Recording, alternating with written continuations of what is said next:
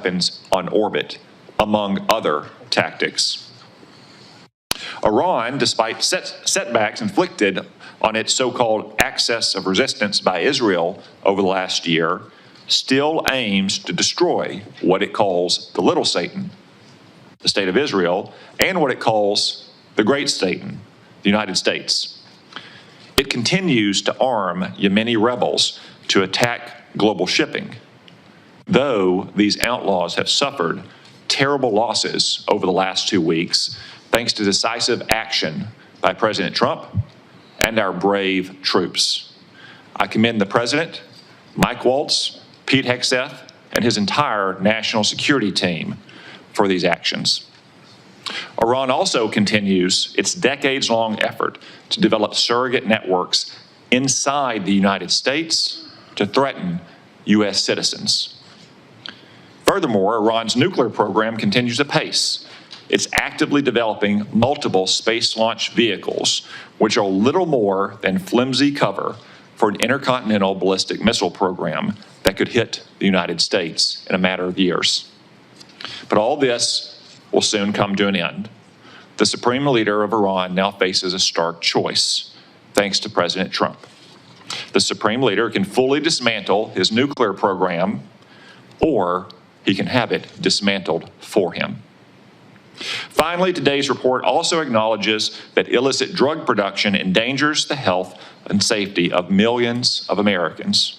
For the first time, the annual threat assessment lists foreign illicit drug actors as the very first threat to our country.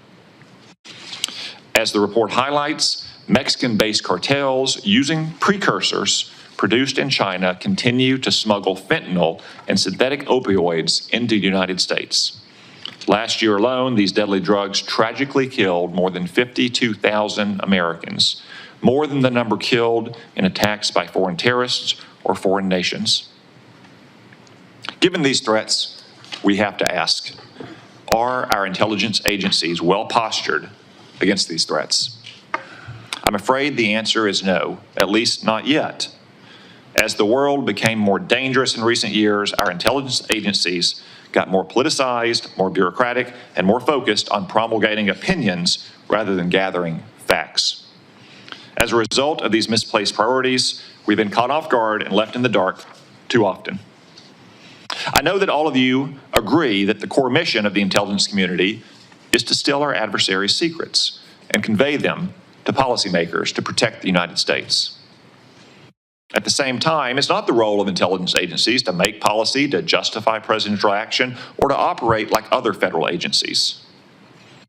After years of drift, the intelligence community must recommit to its core mission of collecting clandestine intelligence from adversaries whose main objective is to destroy our nation and our way of life.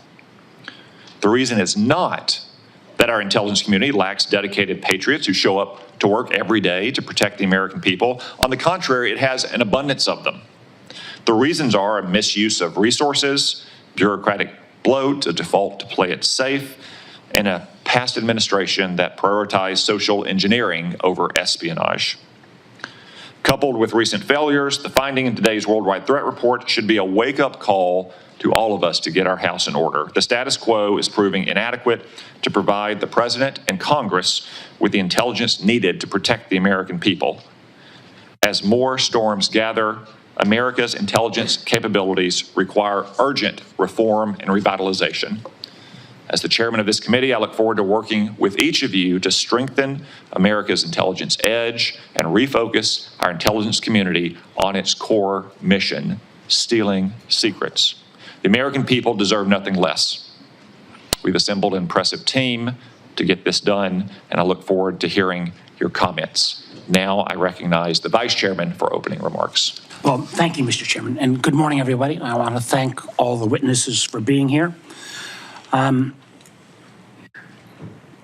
got to say, I've been on the committee now for 14 years, and this year's assessment is clearly one of the most complicated and challenging in my tenure on the committee. And I want to get into that in a moment, but I want to first of all address the recent story that has broken in the news.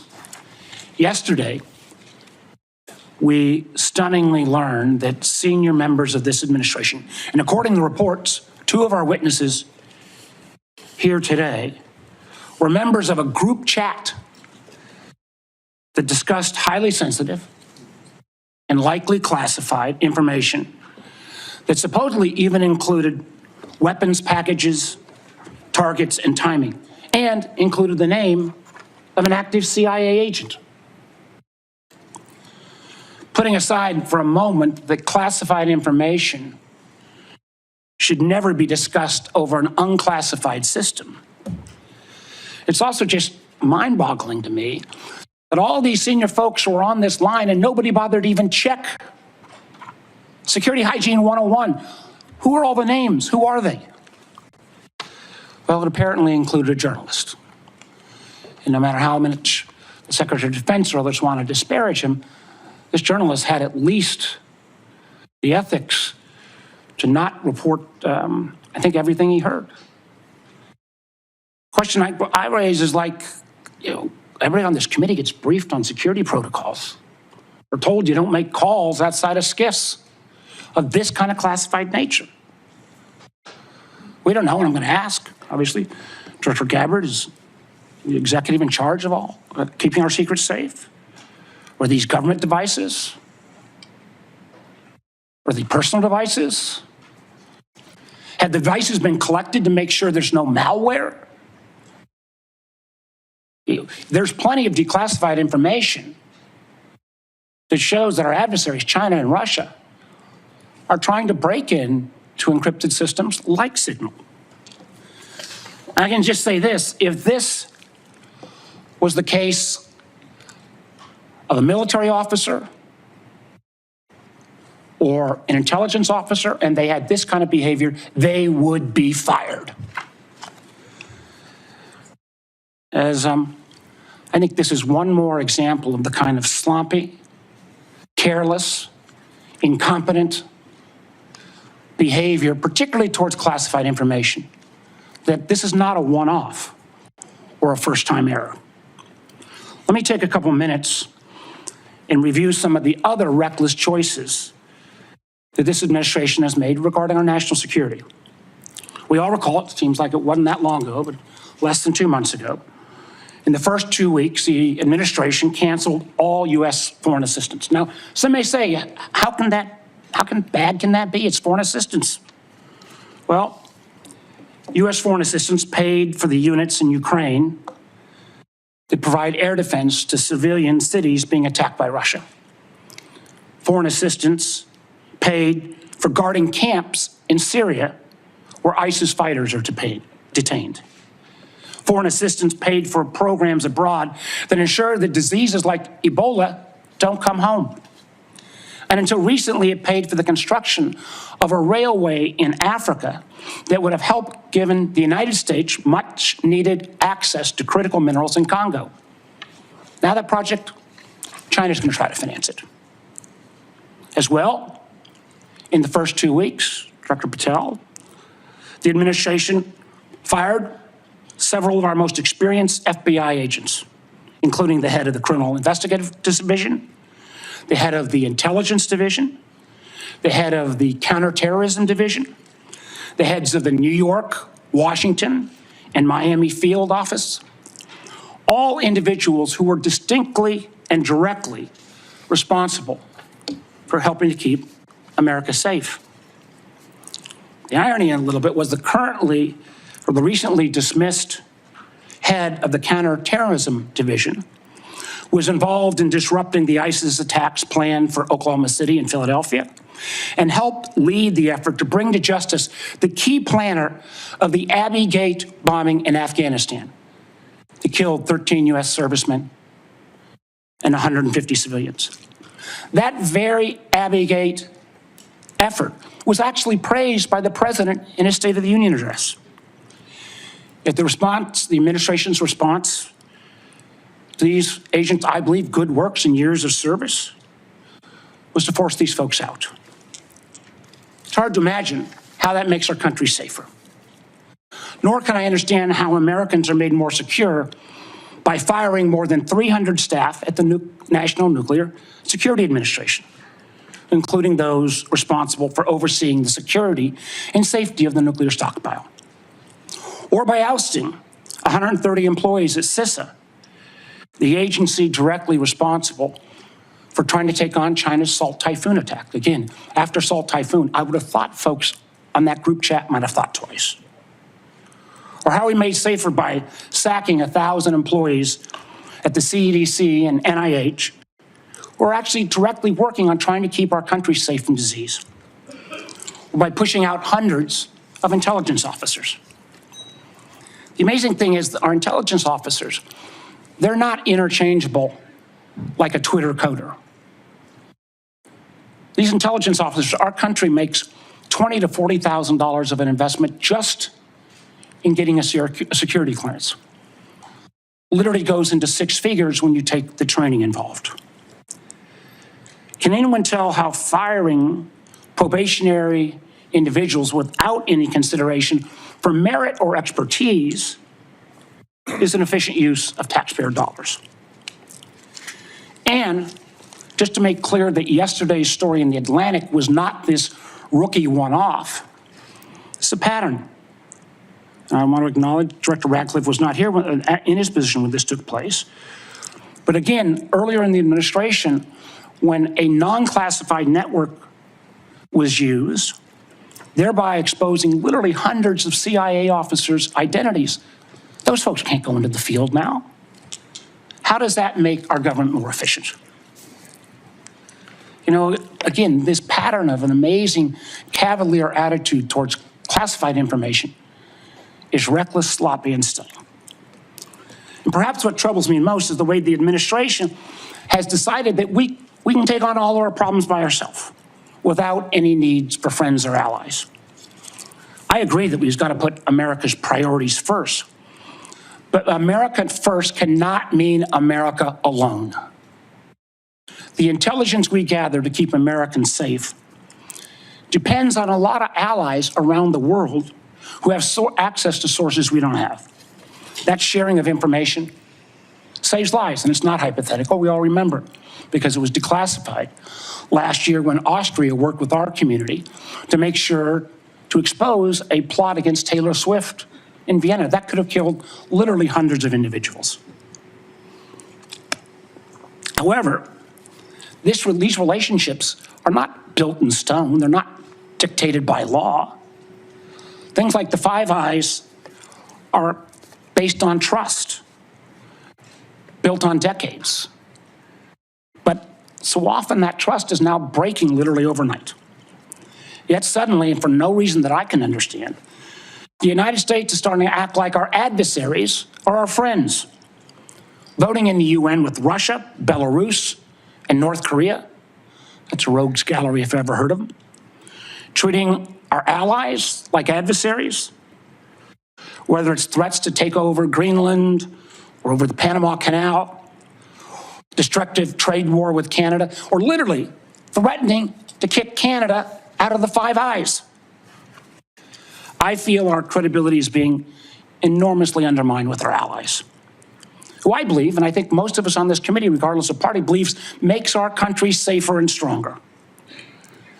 But how can our allies ever trust us as the kind of partner we used to be when we, without consultation or notice, for example, stop sharing information to Ukraine in its war for survival against Russia? Or how can our allies not only not trust our government, but potentially not our businesses with such arbitrary political decisions? Let me give you a few examples. You know, as a result of a lot of work from this committee and others in Congress, we made sure America's commercial space industry is second to none. From space to launch to commercial sensing and communications, the United States has taken a record lead. Yet overnight, this administration called into question the reliability of American commercial tech industry when Maxar and other commercial space companies were directed to stop sharing intelligence with Ukraine. I got to tell you, I've been a business guy, I can't say longer than being an elected official, but pretty close. That shockwave across all of commercial space, and frankly, not just commercial space, I've heard it from some of our hyperscalers in the tech community, has sent an enormous chill. Who's going to hire an American commercial space company, government or foreign business, with the ability to have that taken down so arbitrarily? And it's not just in the case of commercial space. We've seen that Canada, Germany, Portugal have all been saying they're rethinking buying F-35s. I've heard from Microsoft and Google directly and Amazon that they're having questions about whether they can still sell their services. We've also seen foreign adversaries and friends take advantage of this rift in our national security areas and our scientists. Germany has already put out ads trying to attract some of our best scientists who've been rifted. And the Chinese intelligence agencies are posting on social media sites in the hopes of luring individuals with that national security clearance who've been pushed out, perhaps arbitrarily, to come into their service. So no, the signal fiasco is not a one-off. It is unfortunately a pattern we're seeing too often repeated. I fear that we feel the erosion of trust from our workplace, from our companies, and from our allies and partners can't be put back in the bottle overnight. Make no mistake, these actions make America less safe. Thank you, Mr. Chairman. Before I turn to the witnesses' hearing, I want to welcome everyone in our large audience today. I also want to note that we will not tolerate any disruptions of the witnesses' testimony or senators' questions and the witnesses' answers. You'll note that we have a large contingent of Capitol Police in the room. Any disruptions, either opposed or in favor to the witnesses, will result in prompt removal from the hearing room, and my encouragement to the U.S. Attorney to throw the book at the person disrupting the hearing. No offense, but we all came to hear the witnesses, no one else in the room. Director Gabbard, I understand you'll make a statement for the panel of witnesses. Thank you, Mr. Chairman, Vice Chair, members of the committee. Thanks for the opportunity for us to be here to present you the intelligence community's 2025 annual threat assessment. I'm joined here this morning by my colleagues from the CIA, DIA, FBI, and NSA.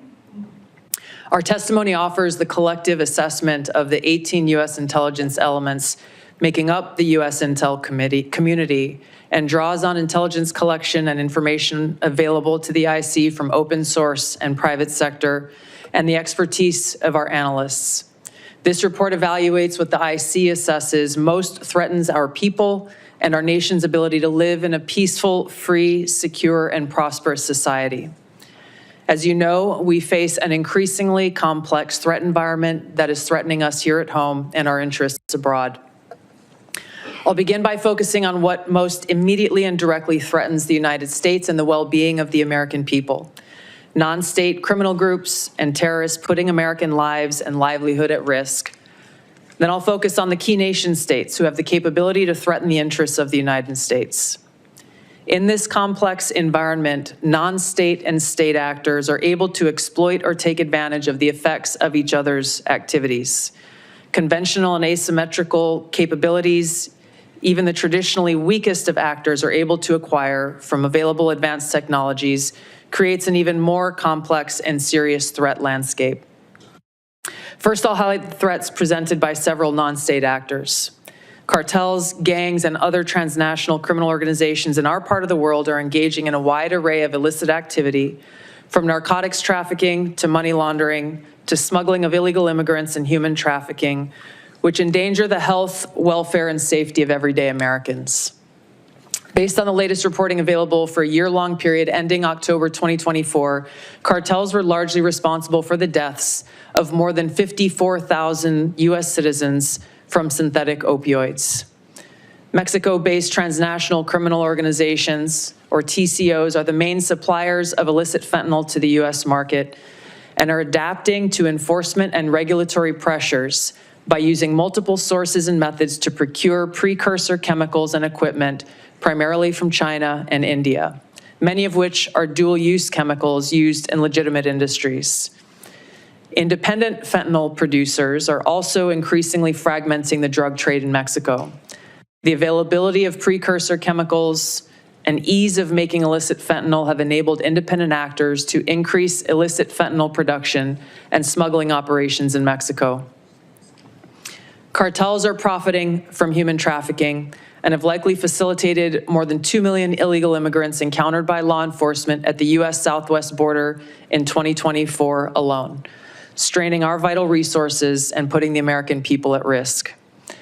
Criminal groups drive much of the unrest and lawlessness in the Western Hemisphere. They also engage in extortion, weapons and human smuggling, and other illicit and dangerous revenue-seeking operations, including kidnappings for ransom, forced labor, and sex trafficking.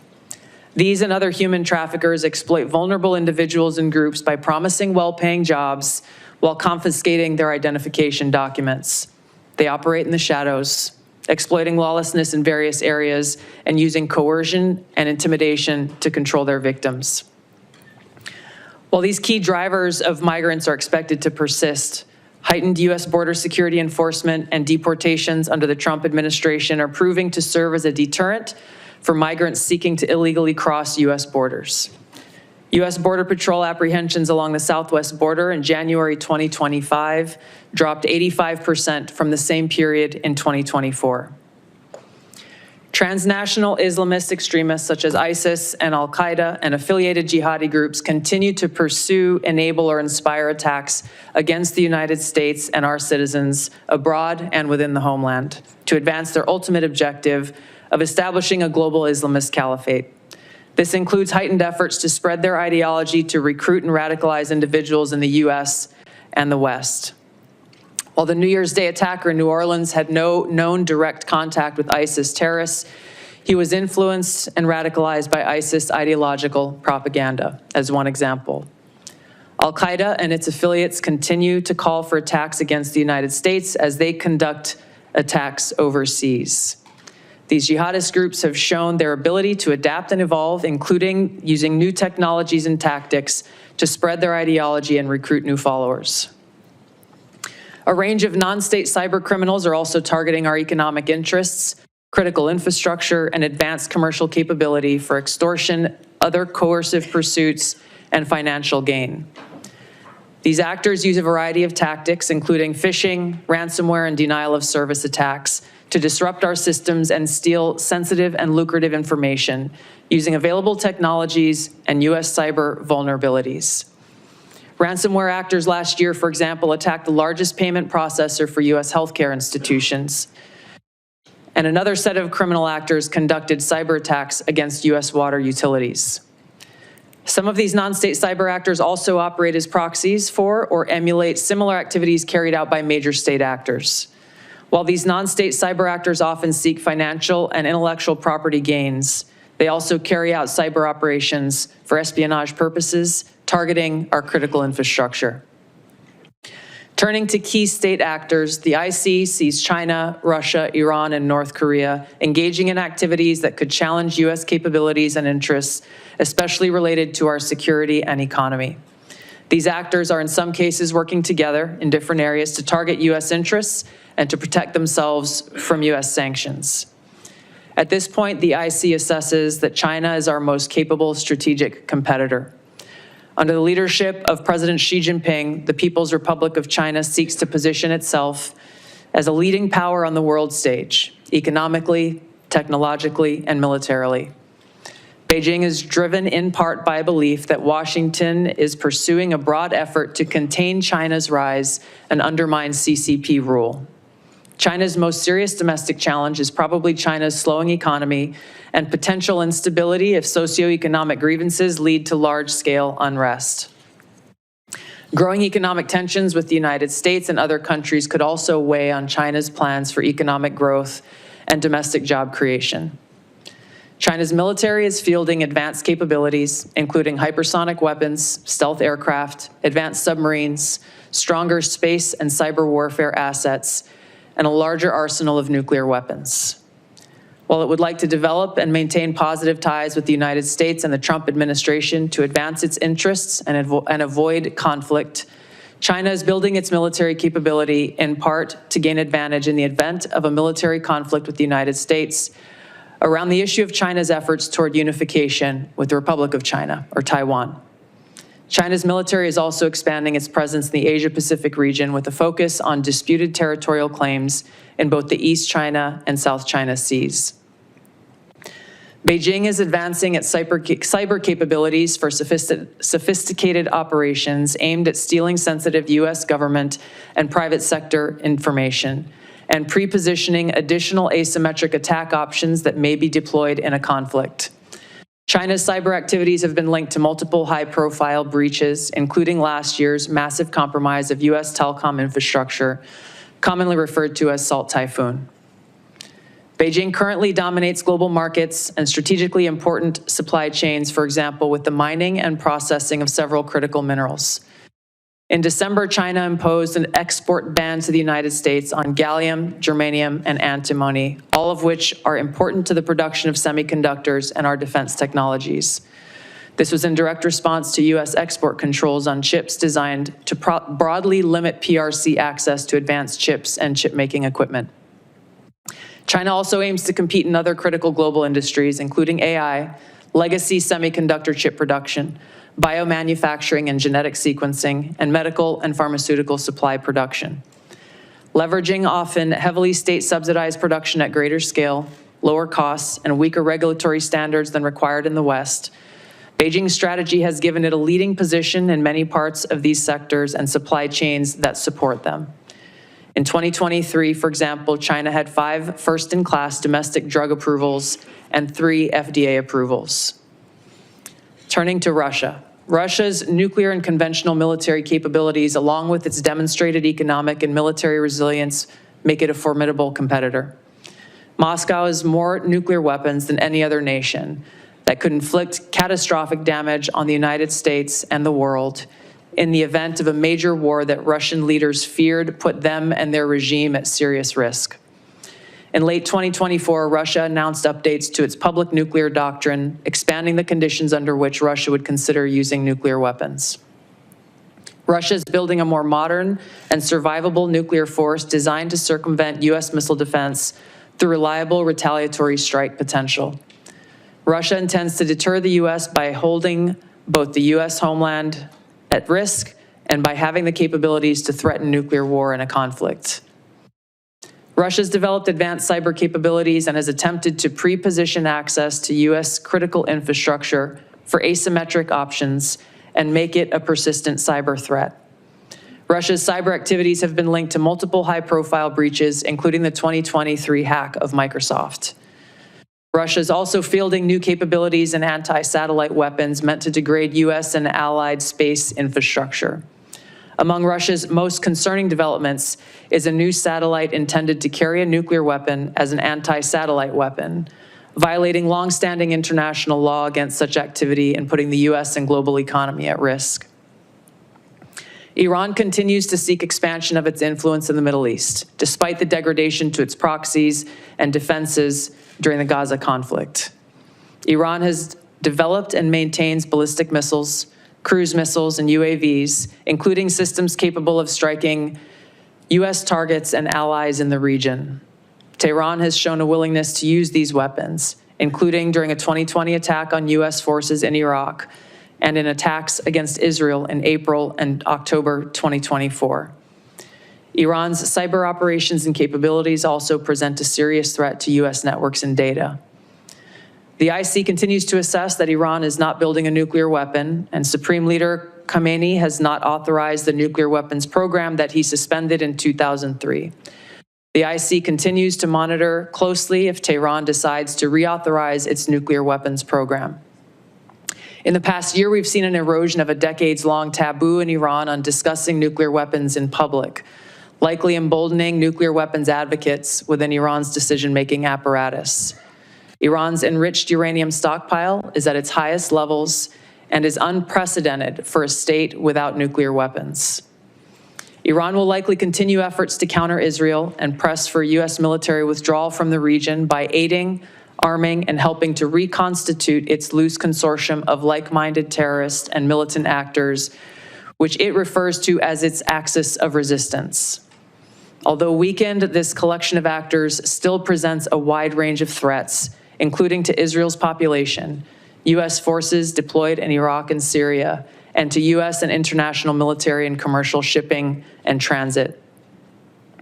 North Korean leader Kim Jong-un is pursuing stronger strategic and conventional capabilities that can target U.S. forces and allies in the region, as well as the U.S. homeland, to bolster North Korea's leverage and stature, defend its regime, and achieve at least tacit recognition as a nuclear weapons power. Kim's recently cemented strategic partnership with Russia supports these goals by providing him greater financial, military, and diplomatic support, reduced reliance on China, and providing North Korean forces and weapons systems authentic warfighting experience. Kim views his strategic weapons advances since 2019, its deepening ties with Russia, and North Korea's economic durability as strengthening his negotiating position against Washington's demands for denuclearization and lessening his need for sanctions relief. North Korea is probably prepared to conduct another nuclear test on short notice and continues to flight test its ICBMs to demonstrate their increasing capabilities as leverage in future negotiations. Since 2022, China, Russia, Iran, and North Korea have grown closer. Removing the accelerant of the war in Ukraine is unlikely to revert these bilateral relationships to a pre-war 2021 baseline, leaving room for new strategic priorities and world events to create new incentives or challenges to their currently high levels of cooperation. Russia has been a catalyst for much of this expanded cooperation, driven heavily by the support it has needed for its war effort against Ukraine, including protection from U.S. and Western sanctions. In addition to its exchange of military and other resource capabilities with North Korea, Russia has relied more heavily on China's financial and defense industry backing, and also has increased combined military exercises with China to signal shared fortitude against the United States and U.S. allies in the Asia-Pacific region. With Iran, Russia has also expanded financial ties to mitigate sanctions. Iran has become a critical military supplier to Russia, especially of UAVs, in exchange for Russian technical support for Iranian weapons, intelligence, and advanced cyber capabilities. In conclusion, the threats that we see to U.S. national security are both complex and multifaceted, and put the lives, safety, and well-being of the American people at serious risk. As the heads of the American people's intelligence community, we will continue to provide the President, Congress, and our warfighters with timely, unbiased, relevant intelligence to keep the United States secure, free, prosperous, and at peace. To the American people specifically, our intelligence community exists to serve you and to ensure your safety, security, and freedom. Thank you. Thank you, Director Gabbard. As I mentioned in my opening remarks, the annual threat assessment for the first time lists cartels and traffickers as the very first threat. Director Patel, I'm pleased to say that the FBI's Little Rock field office has been doing its part in addressing this threat. The field office, along with other federal, state, and local law enforcement agencies, have arrested nearly 300 immigrants in my state in 2025 so far.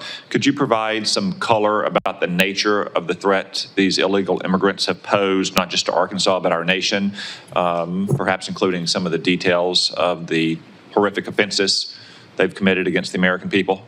Thank you, Mr. Chairman. Mr. Vice Chairman. Witness will suspend. The greatest threat to global security is Israel, and the whole world knows it. Stop funding Israel! Stop funding Israel! Stop funding Israel! Stop funding Israel! So that protester was a code pink lunatic saying the greatest threat to world peace is funding Israel. I will observe, for the benefit of the audience here on television, that Code Pink is funded by Communist China as well, which simply illustrates, speak up now if you want to be removed as well, whoever's saying that.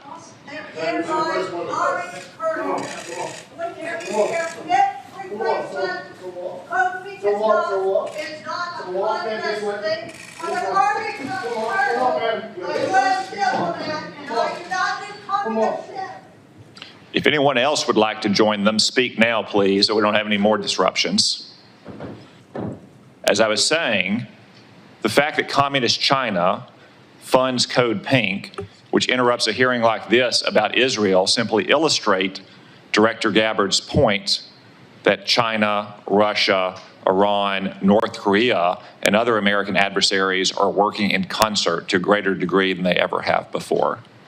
Director Patel, back to my question, could you give us some color about the threat that illegal migrants have posed, not only to my state, which has resulted in nearly 300 arrests in 2025, but also to the nation at large?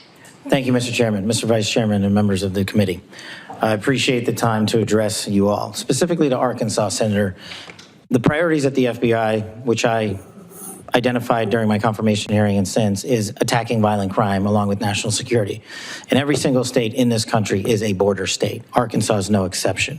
Allow me to highlight the work of the men and women in the FBI and state and local law enforcement in the state of Arkansas.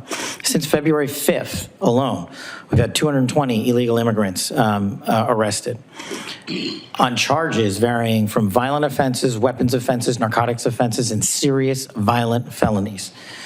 253 separate individuals have been charged related to those offenses. And here's something I want the American people to hear about narcotics and countering narcotics. Thousands of pounds of narcotics were seized in these 3 weeks in the state of Arkansas. Thousands, worth tens of millions of dollars. Everything from fentanyl to meth to cocaine to heroin to marijuana and more. And also including manufactured drugs. The FBI does have the biggest footprint in Arkansas, but we could not achieve this mission without our state and local law enforcement partners, which has been one of the priorities since I took the helm at the FBI. They provide the greatest ground level intelligence to conduct these operations in Arkansas and in every single state across the union. Since February 5th, we've assisted with the arrest of hundreds of criminals and illegals throughout your state, and that was just a 3-week operation. Prior to that, Senator, there was a bust of 17 federal indictments relating to a meth lab in the state of Arkansas in the southwest corner of your state. All of those individuals are now facing prosecution for hundreds of pounds of illegal opioids, guns, and other illicit material.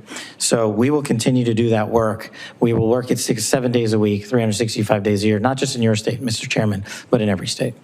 Thank you, Director Patel. As Director Gabbard highlighted from the annual threat report, Director Ratcliffe, many, if not most, of the chemical precursors for deadly fentanyl produced by Mexican drug cartels originates in China. China, of course, is a techno-totalitarian police state. They have technology to monitor their own people that Soviet Russia could have only imagined. Is there any reason, Director Ratcliffe, to believe that China could not monitor and crack down on this flow of chemical precursors to Mexico if it chose to do so? Thank you, Senator, for the question. No, there's nothing that prevent China, the People's Republic of China, from cracking down on fentanyl precursors. As you well know, Senator, one of the reasons that they don't is that there are more than 600 PRC-related companies that produce those precursor chemicals in an industry that generates $1.5 trillion. That is one of the reasons that we see that Chinese efforts to affect the fentanyl precursors are really limited in nature and intermittent in nature, and not a dedicated effort to enforce their own laws and regulations to crack down on this. Thank you, Director Ratcliffe. I have many more questions I could ask, but I'm going to try to lead by example and stay within the 5-minute limit for the benefit of senators. I remind everyone there is a vote scheduled at noon.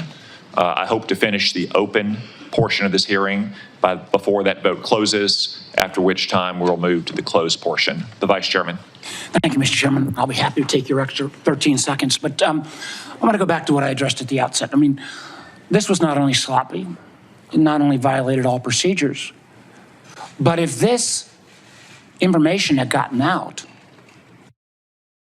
American lives could have been lost. The Houthis had this information, could reposition their defensive systems. So I want to get a little more information about this. Director Gabbard, did you participate in the group chat with Secretary of Defense and other Trump senior officials discussing the Yemen war plans? Senator, I don't want to get into the specifics. Ma'am, were you on? You're not going to be willing to address? So you're not, are you denying, Matt, will you answer my question, ma'am? You were not TG on this group chat? I'm not going to get into the specifics. So you refuse to acknowledge whether you were on this group chat? Senator, I'm not going to get into the specifics. Why are you going to get into the specifics? Is it because it's all classified? Because this is currently under review by the National Security Council. Because it's all classified? If it's not classified, share the text now. As the White House previously Is it classified or non-classified information on this text? I can confirm. Director Ratcliffe, were you on the group chat? Senator, I was on a signal messaging group. So you were the John Ratcliffe on that chat? I was. Thank you, thank you. Can I provide some context, Senator, to that? Yes, but I've got a series of questions. Well, Director. but I think it's important because at the outset, you made a couple of comments about signal messaging using encrypted apps. So that we're clear, one of the first things that happened when I was confirmed as CIA director was signal was loaded onto my computer at the CIA, as it is for most CIA officers. One of the things that I was briefed on very early, Senator, was by the CIA records management folks about the use of signal as a permissible work use. It is. That is a practice that preceded the current administration to the Biden administration. Director Ratcliffe, I've got a series of questions. If you're making the statement, if you're making the statement, the signal is a secure channel. No, can I answer that? It is. I've got a series of and decryption. So to finish, I understand encryption. It is permissible to use to communicate and coordinate for work purposes, provided, Senator, that any decisions that are made are also recorded through formal channels. Right. So those were procedures that were implemented. My staff implemented those processes, followed those processes, complied with those processes, and finally, just please. So my communications, to be clear, in a signal message group were entirely permissible and lawful and did not include classified information. Well, we will make that determination, because if it's not classified, share the text with the committee. You know, let me go on. Director Gabbard, you are the security executive and set access guidelines for classified information. Did you contact the defense secretary or others after this specific military planning was put out and say, hey, we should be doing this in a SCIF? There was no classified material that was shared in that. So then if there was no classified material, share it with the committee. You can't have it both ways. These are important jobs. This is our national security. Bobbing and weaving and trying to, filibuster your answer. So please answer the question. If this was Director Gabbard, if this was a rank and file intelligence officer who did this kind of careless behavior, what would you do with them? Senator, I'll reiterate that there was no classified material that was shared in that. Ma'am, if there's no classified materials, share. And then if there's no classified materials, then you can't even answer the question whether you're on the chat. This is strangely familiar, and I think my colleagues will remember, when you couldn't answer the question, is Edward Snowden a traitor? Ma'am, I have serious doubts about anyway.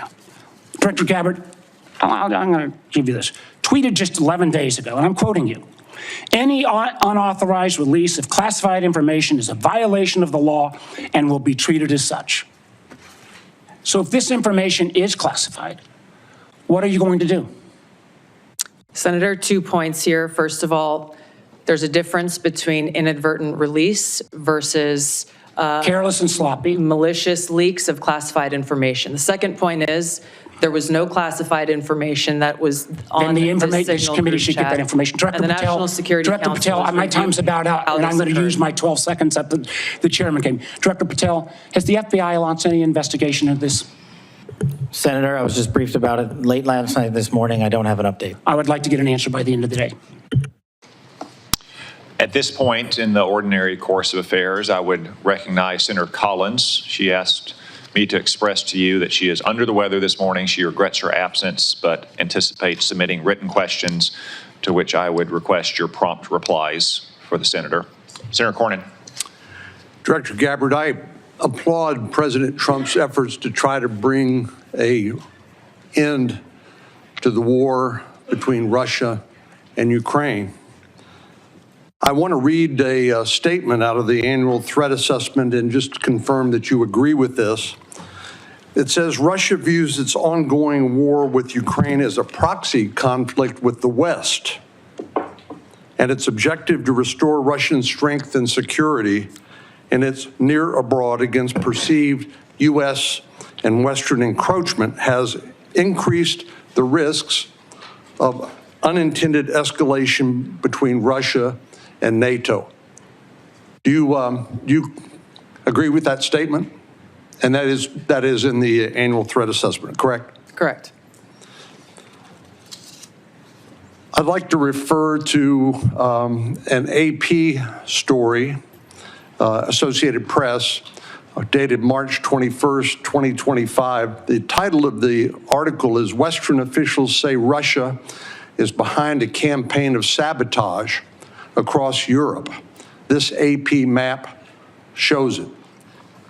Mr. Chairman, I'd like to ask unanimous consent that this be made part of the record. Without objection. The document that AP compiled, and I presume this is through open sources, documented 59 incidents, including cyber attacks, spreading propaganda, plotting killings, or committing acts of vandalism, arson, sabotage, or espionage. Is that consistent with your understanding and impression of what Russia's currently engaged in Europe? Senator, I haven't seen that specific article, but I can confirm that we assess Russia's attempts to conduct such sabotage activities in Europe. Thank you. One of the things that I'm most concerned about following some of the discussions between Russia and Ukraine and the United States and our other allies, obviously, as I said, peace between Ukraine and Russia is the desirable end state. I think you'd have to be crazy to say otherwise. But I also want to talk a little bit about the unexpected or maybe unintended consequences of European insecurity.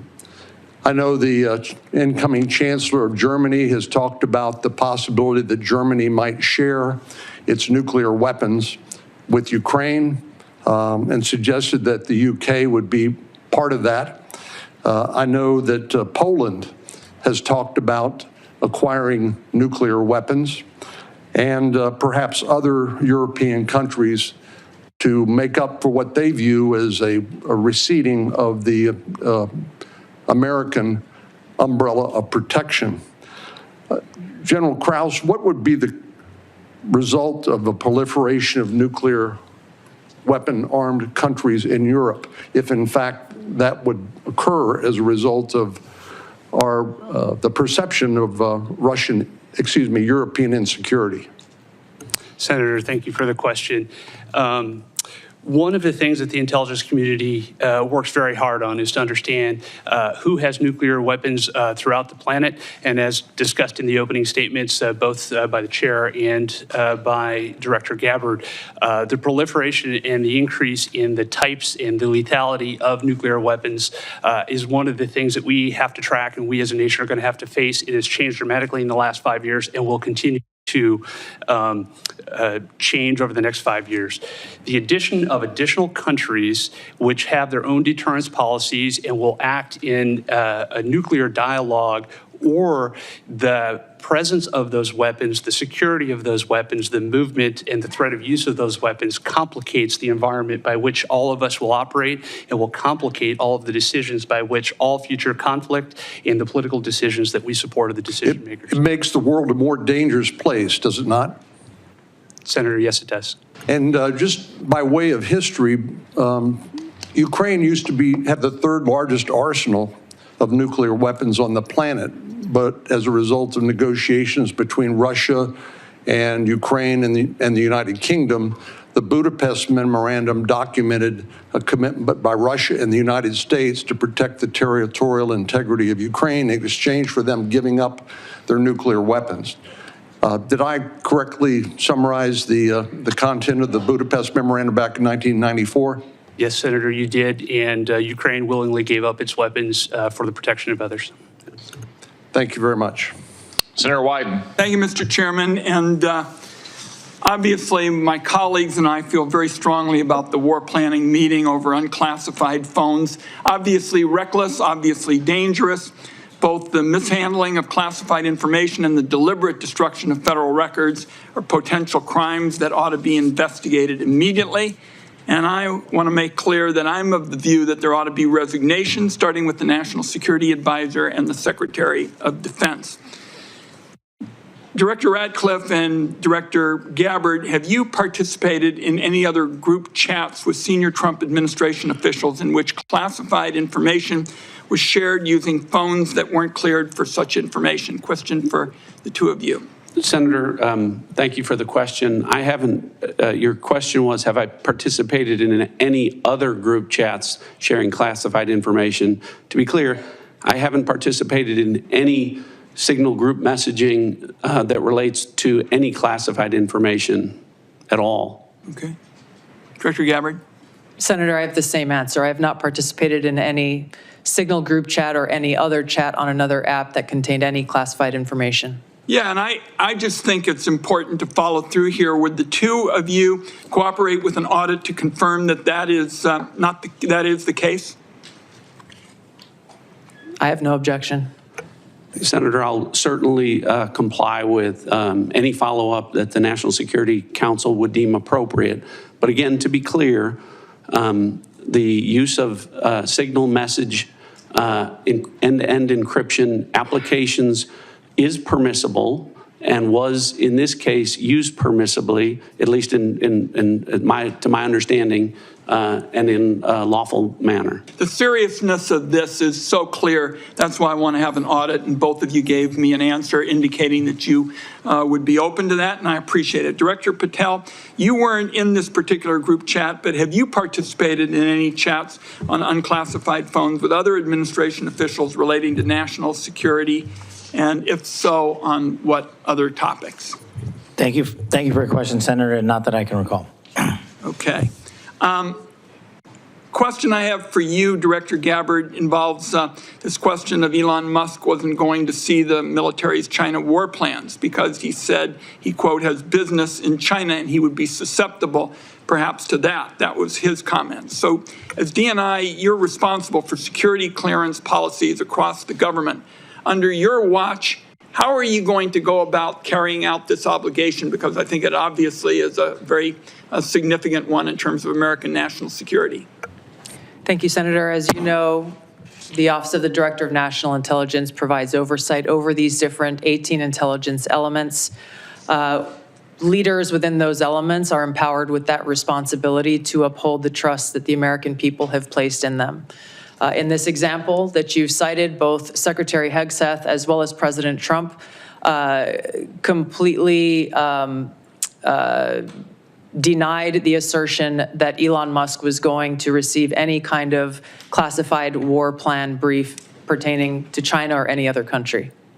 So on the question of whether the president has the prerogative to get clearances is really the area that I want to touch on, because you're formally responsible for security clearance policies, and that's why I'm asking about it. So Can a president decide who gets the clearance? Yes. So what about your role? You're formally responsible for security clearance policies. That is also true. So how do we resolve it? President just gets his way? The elected president and commander-in-chief has the authority to provide a security clearance to those who he deems necessary. Mr. Chairman, and to the ranking member, I think we have to have a further discussion on this and figure out what the ground rules, are. I think it's clear what the director says. I just think we need more clarity because I think you have the formal responsibility for security clearances, and now we've heard that this somehow is going to be the president's project, and I think we ought to have further discussions. Thank you, Mr. Chairman. Senator Langford. Mr. Chairman, thank you. Thank you to all of you, your service to the country. It matters. There are a lot of citizens of our country right now that have much greater security in their life because of the work that you do and the people that are working around you do. So I just want to say I appreciate that. For the folks in Oklahoma, they would definitely want me to be able to say thank you for your service. Let me ask a couple of questions on this. Director Gabbard, let me start with you on this. Iran has been listed as one of the top sponsors of terrorism for a very long time. They are the primary armors of Hezbollah, of Hamas, of the Houthis. They're arming the Russians to be able to kill Ukrainians. They continue to be able to destabilize the region. And just in the recent days, when many nations in the Gulf region have talked about how to provide greater stability, Iranian leadership stepped out and made very clear statements. They want a one-state solution for Israel, and it's to drive out all Jews. So this continues to be an issue, not just for the region, but for Americans in particular. So my question is on this is the sanctions and the effect of sanctions, what we know about the Iranian response. Under the Biden administration, those sanctions will turn down, where, quite frankly, Iran has been able to sell $90 billion in oil on the global market to be able to rearm itself and all the others around the region. Now sanctions are now going back on to Iran again. What do we know about the effect of those sanctions? Thank you, Senator, for the question. These sanctions have just begun to be reinstated, so the full effects have not yet borne fruit. But the message that the president has sent with his maximum pressure campaign is certainly heard. As the chairman mentioned in his opening remarks, President Trump recently sent a letter to the leader of Iran expressing his interest in direct talks in order to try to de-escalate and to prevent war, prevent Iran from gaining a nuclear weapon, but also stated that there would be military consequences if there was no direct negotiations. So President Trump is continuing to carry out his vision and mission of peace through strength, acting in the best interests of the American people. We will see what choices are made from here. Okay, thank you. Director Patel, during the last administration and the very open border policy that they had, we had some years, including 2022 and 2023, where there were 70,000 individuals that were released into the country that were identified as special interest aliens.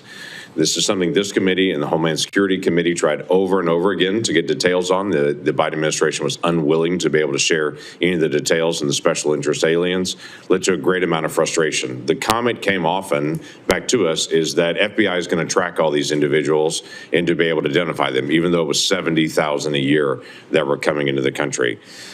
You just walked into this position and trying to get your feet on the ground in so many different issues that are outstanding on that. I raised to you the issue of individuals that are currently illegally present in the country going through a process, but are listed as special interest aliens. By definition from the administration, those are individuals that we don't know their level of risk, but they're considered a national security risk, but we don't know anything else about them from there. So how are you trying to get on top of the number of people that are criminal aliens in the country, but also these special interest aliens that come from terrorist areas? Thank you, Senator. Appreciate your question. As far as the FBI is concerned, you hit on it, criminal.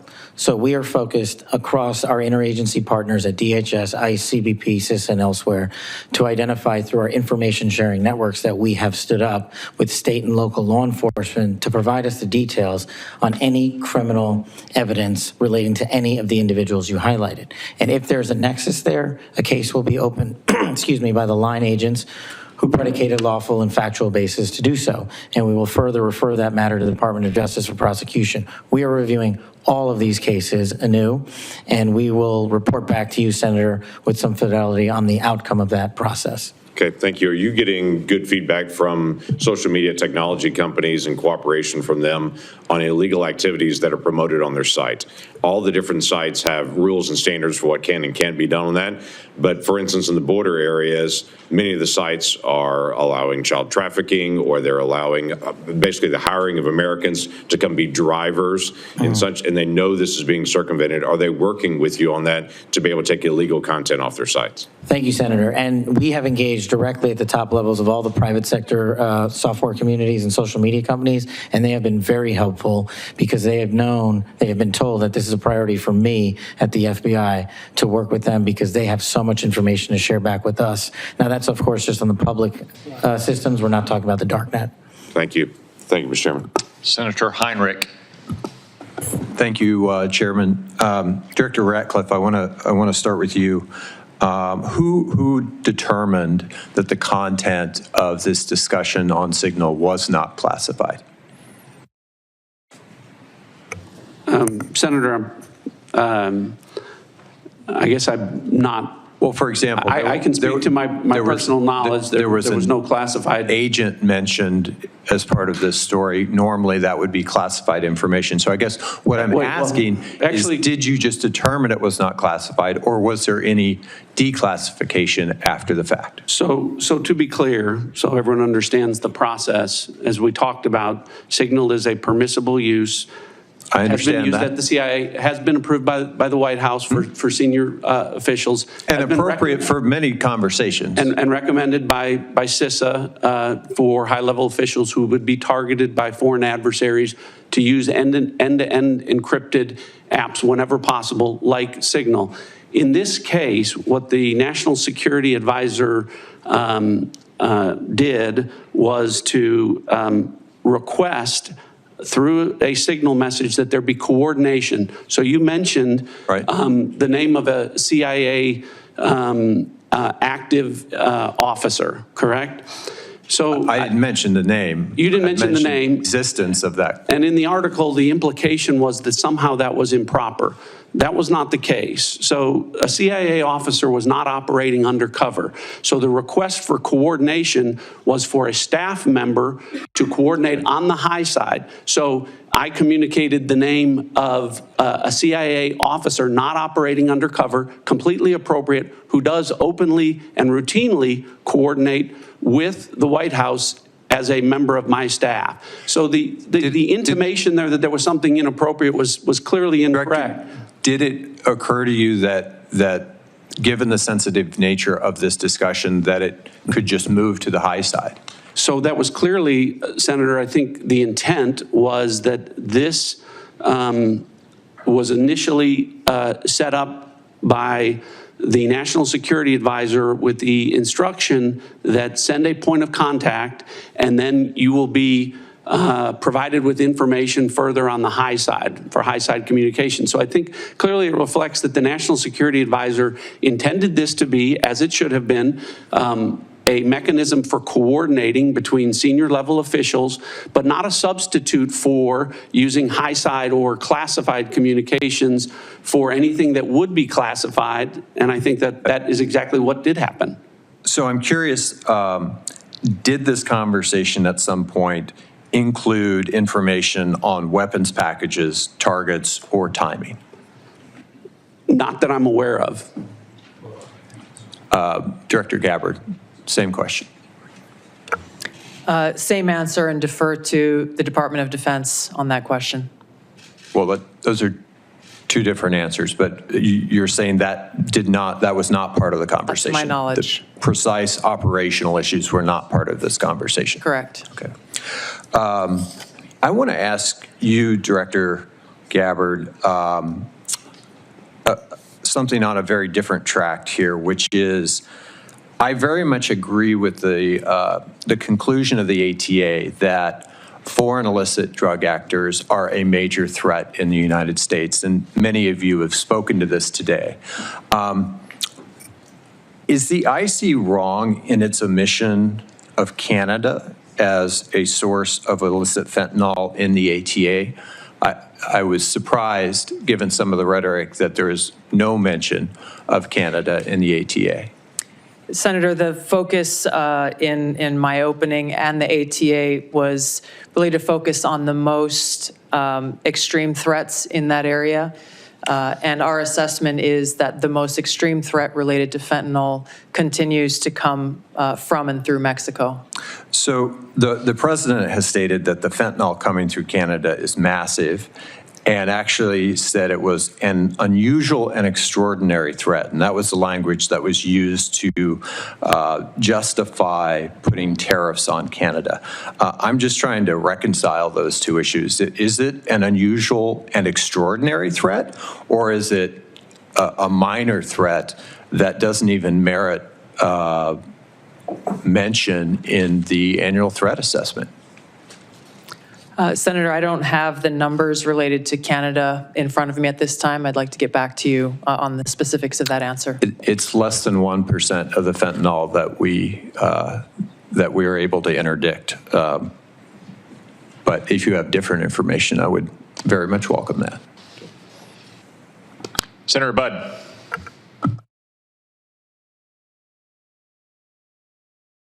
Thank you all for being here. And Director Gabbard, prior to your role here, we had a big storm in western North Carolina, and you were among those first from outside our state to show up. So thank you for your work there. Thank you for your ongoing work there and that of your family as well. It was good to see them when out in western North Carolina last week, so thank you.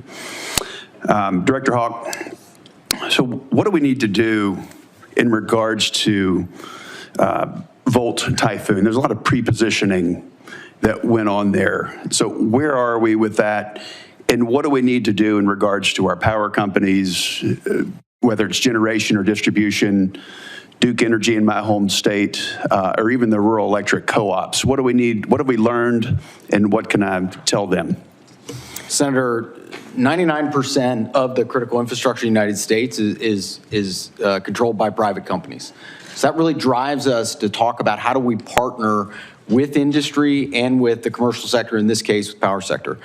Volt Typhoon began when industry came to the intelligence community and said, we're seeing anomalous activity, can you help us gain context? And we were able to bring context to that to be able to understand what the threat was and then to ultimately be able to identify who was behind that threat. Since that time, we've continued to work very closely with industry to be able to determine what are the right ways for us to be able to pursue these threats within networks to enable the interagency, to enable our partners and industry to be able to pursue them. That's the approach we have to take. It is a collaboration between the government and industry to be able to eradicate these threats, and we have continued to pursue them together since our first identification and notification that we did related to this particular threat. Thank you. What have you done on the offensive side here in regards to, I think there were three, Salt Typhoon, Volt Typhoon, and even Flax Typhoon. Maybe there were others, but those are the three that are known. Senator, I've been given really clear guidance in terms of what the Secretary of Defense expects in terms of our aggressive approach to be able to restore deterrence, and I look forward to talking with you about that in the closed hearing. Look forward to that. Directors Gabbard and Ratcliffe and Patel, thank you all again for being here. So as you're all keenly aware, Section 702 of FISA is an extremely useful authority to help keep our nation safe. I also know that we need to rebuild American people's trust and confidence that such authorities are not being misused by the intelligence community to unlawfully target Americans. So since taking over your respective agencies, can you tell me and tell the American people how effective the recent changes have been in protecting privacy and civil liberties of each and every Americans? And then, if you will, comment on how useful the authority is in generating intelligence that actually protects the homeland. We'll start with you, Director Gabbard. Senator, Section 702, which authorizes the foreign collection of non-U.S. persons outside of the United States, continues to be one of our most effective collection tools to ensure our national security. There are a number of reforms that the Senate passed, that Congress passed last year, that have proven to strengthen the protections of Americans' Fourth Amendment rights. In the short time that I've been in this seat, I've seen a few examples of that directly, most recently through the FISA court, calling in an amici to come in and weigh in on a dispute regarding provisions that would further protect Americans' Fourth Amendment rights. I'll be visiting our friends at the NSA next week and doing a quote-unquote ride-along to observe directly how those reforms that Congress passed are being implemented to protect Americans' civil liberties, and look forward to reporting back after I've had that opportunity. Thank you. Director Patel. Thank you, Senator. With my background in FISA and 702, I just want to clearly delineate between FISA Title 1.3 and 702 collection.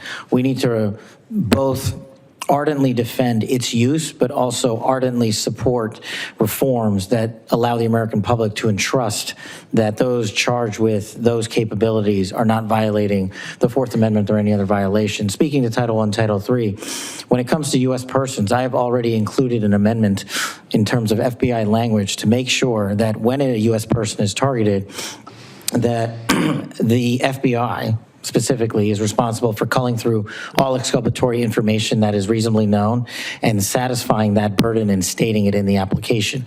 When it comes to 702, Senator, some of the biggest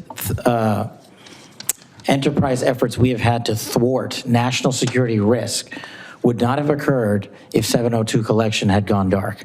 And the FBI continues to use that information to protect the homeland. We've had multiple takedowns in the last 6 months based on 702 and interagency collection processes, but we just need to ensure the American public, and I'm working with my team, that even in the 702 sphere, American citizens' information is protected. Thank you all. I look forward to the discussion in the closed session. Senator King. Thank you, Mr. Chairman. Director Gabbard, I didn't intend to get into the Jeffrey Goldberg story, but something you said has sort of puzzled me. According to open source reporting at 11:44 on the morning of March 15th, Secretary Hegseth put into this group text a detailed operation plan, including targets, the weapons we were going to be using, attack sequences, and timing. And yet you've testified that nothing in that chain was classified. Wouldn't that be classified? What if that had been made public that morning before the attack took place?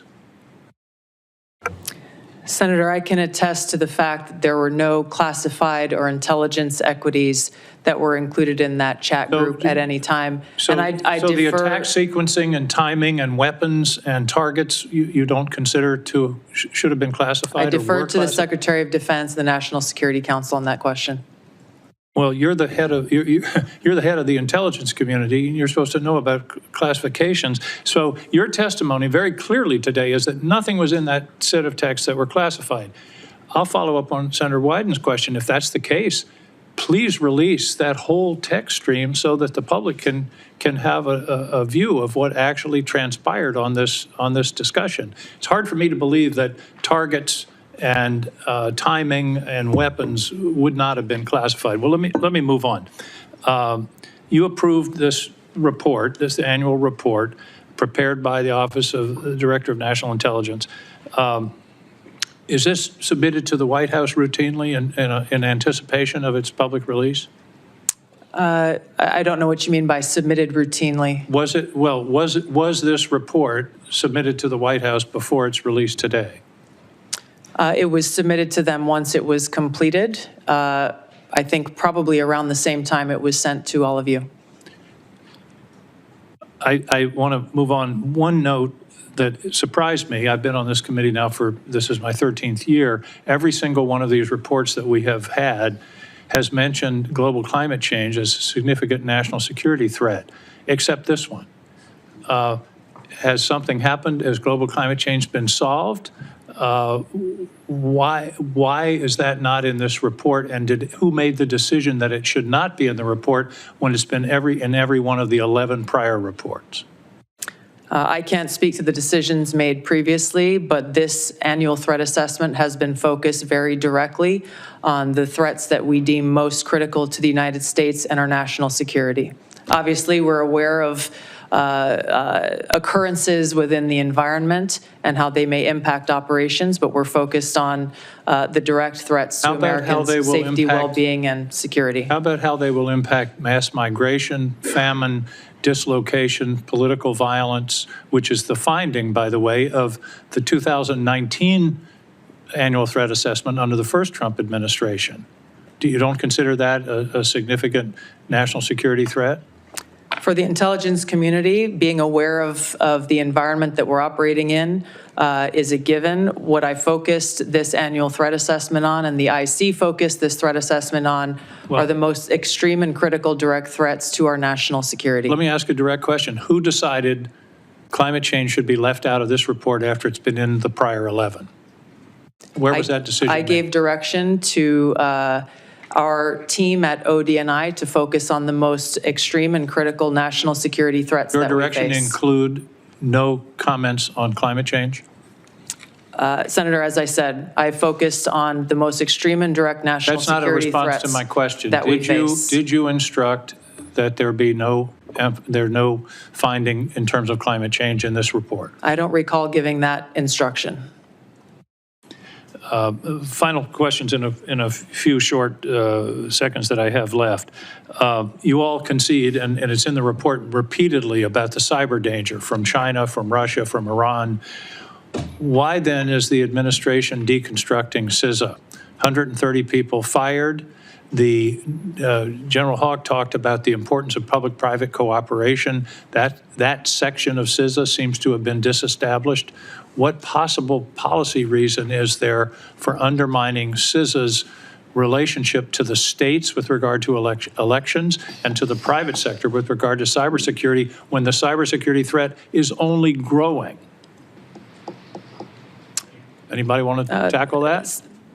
I won't speak for all of my colleagues here, but I don't believe any of us have any insight into those specific staffing decisions that have been made. Well, let me ask you this question. You've all found, the report has found explicitly growing cyber threats, including to elections from Russia, China, Iran. Do you believe that it's in the national interest to diminish our capacity to deal with those cyber issues? Yes or no? President Trump is focused on effects and making sure that the people that we have and the resources that we have are focused on our national security. He and his team recognize that more people doesn't necessarily always mean better effects. Those are some of the things that are driving the changes that we're seeing across the administration, is getting all of our agencies back and focused on their core mission. General Hawk, do you agree that... Senator King, your time has expired. Time is up. Thank you. Senator Rounds. Thank you, Mr. Chairman. First of all, thank you to all of you for your service to our country. With regard to the issues surrounding Signal, I'm going to address it, but I'm going to address it in the closed session so that we can get more in depth into that issue. In the meantime, I want to direct my first question to Director Ratcliffe. As the debate continues in Washington regarding spectrum, what can you share in this unclassified setting regarding the critical nature of spectrum to national security interests generally? Thanks for the question, Senator. I know this is an issue of great interest to the Senate, and the potential auction of commercial space on spectrum. Those, as you correctly point out, the discussions about spectrum, I will start out by saying there are national security implications from such an auction were to take place to both the DOD and the IC. I think the discussions that we need to have in a classified setting, I can relate to you that the direction from early meetings that we've had is that the discussion about where that might take place would not affect specifically CIA or IC equities. And I hope that's the case and where the discussion goes. But I think we need to be concerned that a public auction at bans at certain levels would have an impact on our ability to deliver an accurate intelligence picture. In other words, there are parts of the spectrum which simply cannot be shared with the commercial. That's correct. All right. Thank you. And we can talk about the specific reasons about why in a classified setting that would cause a diminishment of our ability to deliver a good threat picture to the commander-in-chief. And in some cases, life or death consequences Absolutely. involved. Thank you. Director Patel, first of all, I just want to thank you for what you are doing. And I know that there's a number of items that in your previous life you did that simply can't be discussed, but nonetheless, we've appreciated what you have done for your country already. Today, I just wanted to talk to you about, we've seen a series of public news reports about ISIS threats within the United States. And there have been several successful interdictions, Oklahoma City, Philadelphia, New York. Although the question remains as to the total number of ISIS operatives who were able to breach porous borders in the months and years before policy changes in this January of 2025, to what extent is the FBI tracking operatives who remain in the United States today, and what is the FBI doing to track them down? Thank you, Senator. I appreciate your question and your comments. So the priorities at the FBI since I took over have been violent crime and national security, and this speaks directly to national security. The direction for the FBI is to track down any individuals with any terrorist ties whatsoever, whether it be ISIS or another foreign terrorist organization, and now to include the new designations of the cartels down south and elsewhere. So the FBI is utilizing our Joint Terrorism Task Force, which are situated in all 55 field offices. But the key to success there is our partnership with state and local law enforcement who have the ground level intelligence on some of these operatives. And as you've highlighted, we've already shut down numerous threats, and we've identified publicly where permissible these threats and individuals and where they're coming from. And I think the FBI is doing a very good job right now in collecting this information through our interagency process, and we will continue to thwart every bad actor affiliated with a terrorist organization or otherwise. Thank you.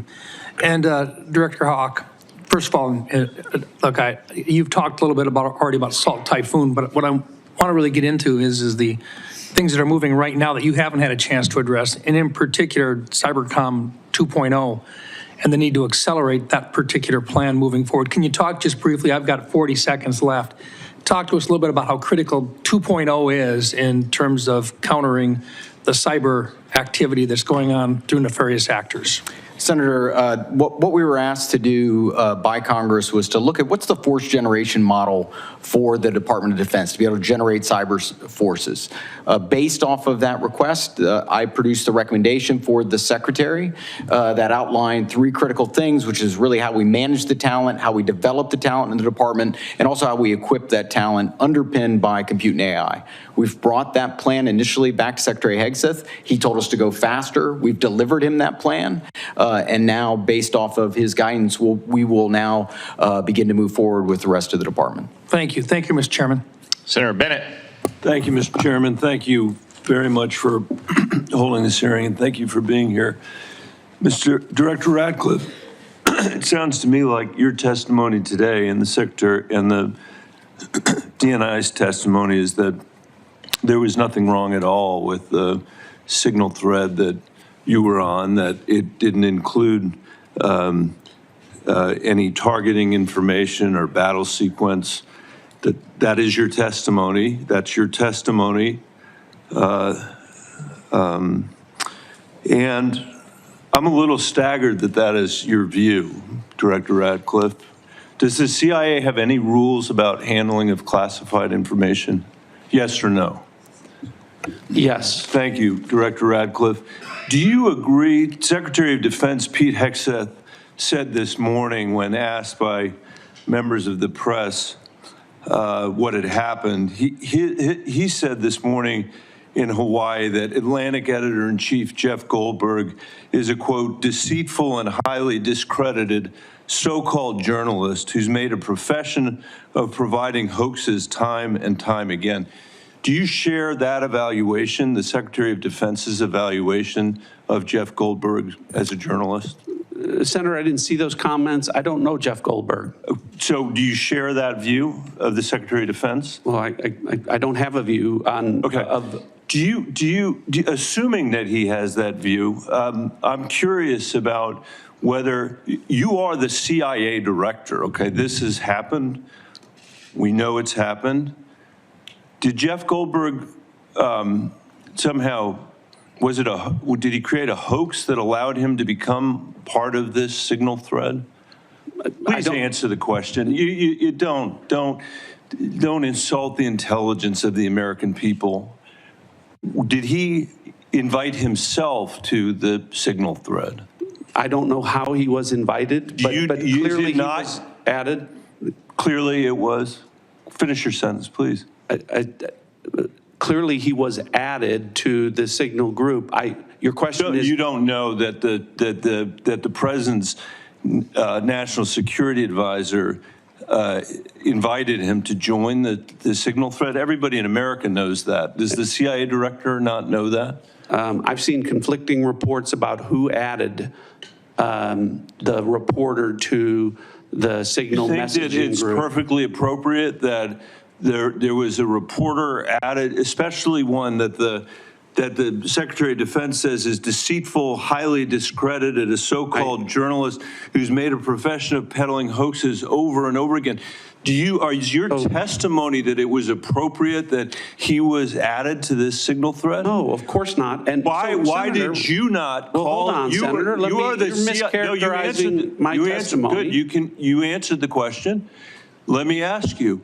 When he was added to the thread, you're the CIA director. Why didn't you call out that he was present on the signal thread?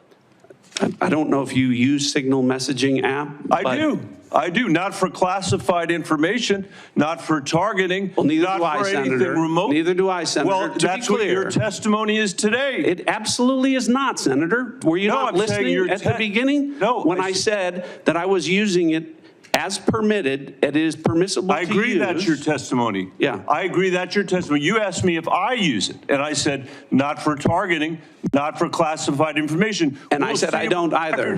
I also know Jeff Goldberg. I don't use it to communicate with him. But you thought it was appropriate. By the way, I think he's one of the more outstanding journalists in America. But I'm shocked to find him on a thread that he's reading in the parking lot of a grocery store in Washington, D.C. And your testimony as the director of the CIA is that it's totally appropriate. No. Is it appropriate? No, Director, that is not what I. Okay, when did I say it was? Please. When did I use the word appropriate?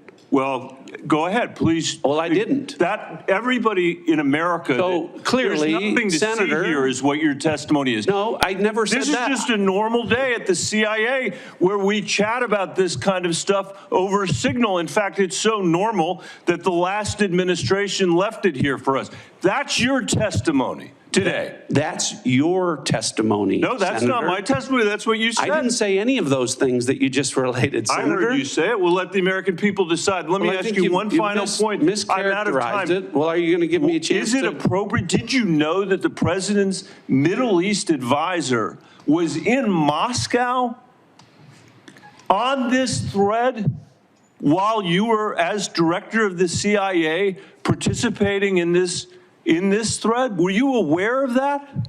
Are you aware of that today? I'm not aware of that today. This sloppiness, this incompetence, this disrespect for our intelligence agencies and the personnel who work for them is entirely unacceptable. It's an embarrassment. Senator? You need to do better. You need to do better. Thank you. I'm being gavelled by the chairman, and I apologize for going over my time. Senator Young. Thank you all for being here. I'll I'll be asking some follow-up questions, clarifications about this Signal episode in a closed setting, and try and work with all of you to bring clarity to that situation. It appears to me there's some unanswered questions. It'll take some time, I think, to get there in a more dispassionate setting. Director Gabbard, I'm going to begin today asking you some questions about emerging technology. This has been a real point of emphasis, I know, of our broader national security community for a period of time.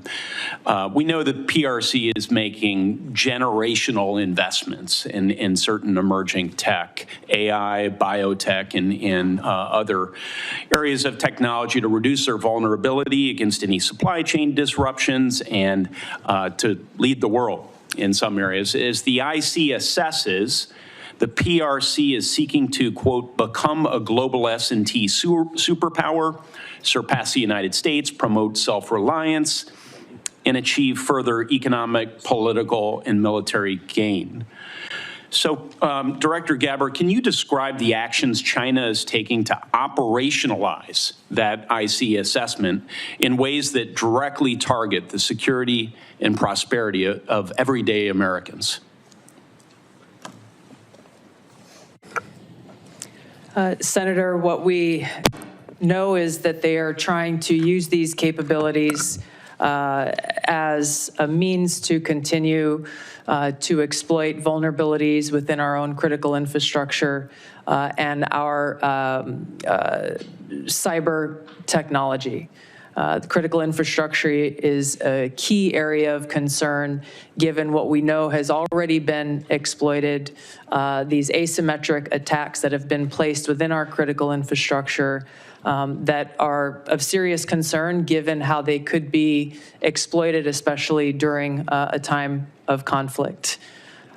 We know that they are experiencing a boom in their generative AI capability and are competing very heavily against our own AI capabilities. Obviously, AI can and will be used across a multitude of every sector of our society, both here as we are in our own country, and we expect China to be able to continue to do the same there.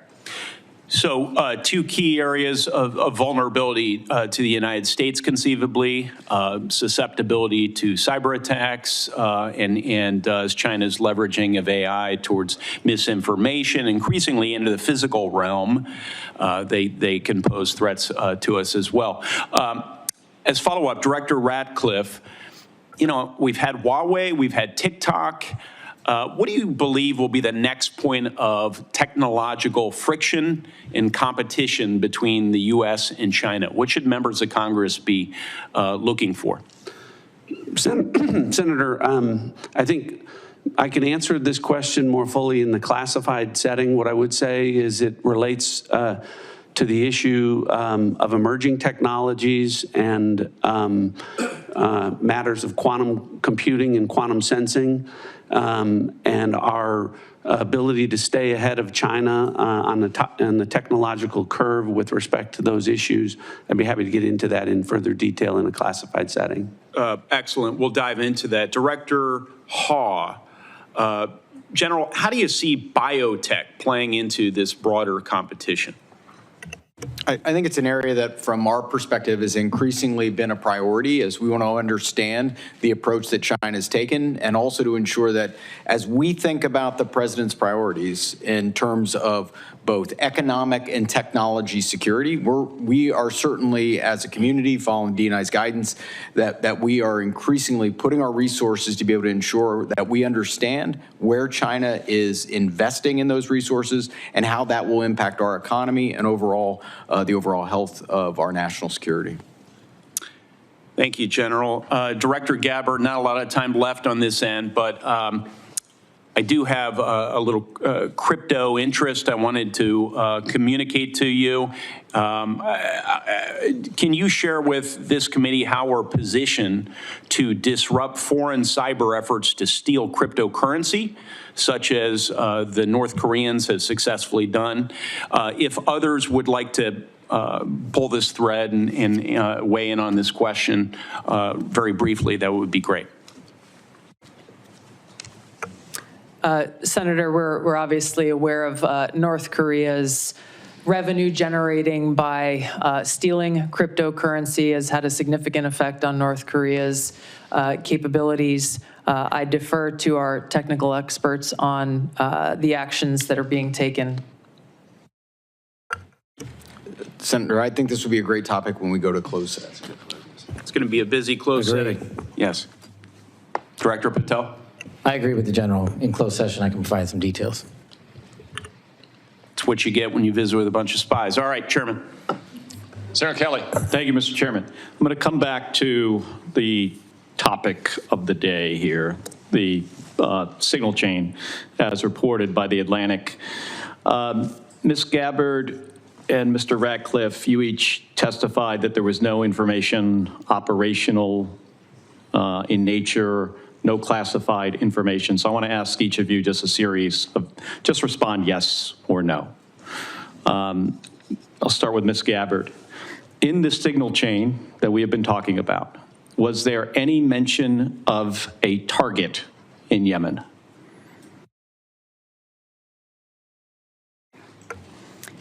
I don't remember mention of specific targets.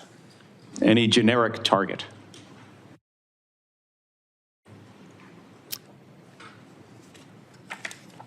I believe there was discussion around targets in general. Mr. Ratcliffe. I think that's consistent with my recollection. Again, I don't have access to that. Was there any mention, Ms. Gabbard, of a weapon or weapons system? I don't recall specific weapons systems being named. I'm not talking about specific, any weapon or weapon system. I don't recall specific names of systems or weapons being used or named within the Well, I'm not asking whether, I don't want you to tell me what the specific weapon was, but any weapon at all. Mr. Ratcliffe, same question. I don't recall. How about anything about timing? Ms. Gabbard. I don't recall specific timing.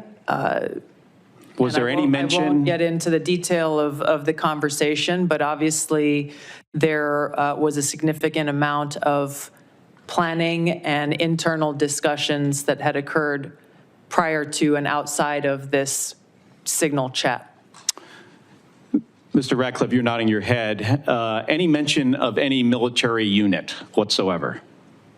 Mr. Ratcliffe. Not that I recall. Ms. Gabbard. Not that I recall. Okay.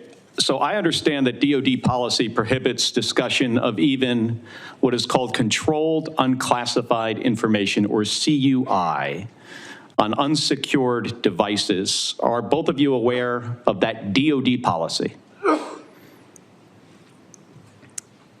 I haven't read that policy.